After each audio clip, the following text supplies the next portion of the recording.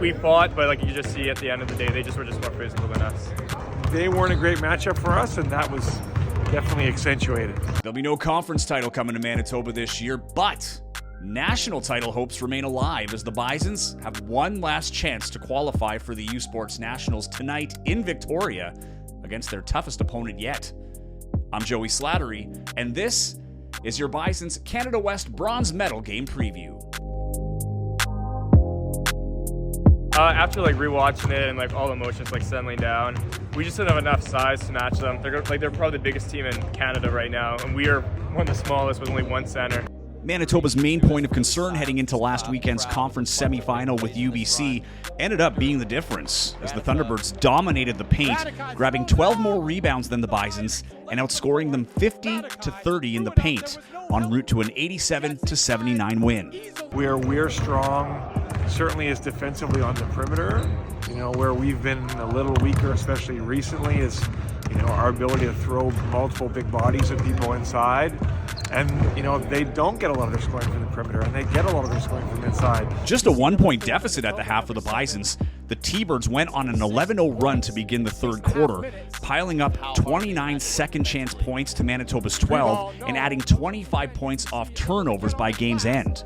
However, despite foul trouble and 3 starters eventually fouling out in the fourth quarter, the Bisons finished strong offensively in the final frame, scoring 24 points, led by Mason Krause and sixth man Tito Obosoto, who each chipped in with 7 points apiece.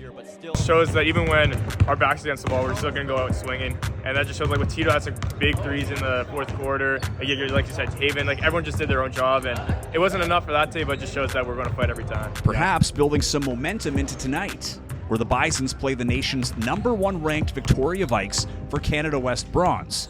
And more importantly, a berth at Nationals. After Victoria was upset by Calgary on home court last weekend, their only loss this season. What Calgary did, they pressured their guards, make them taking shots they're not comfortable with, and we just got to do the same. And then with their bigs, they're still going to have size on us. That's every team in the league, and we just got to gang rebound.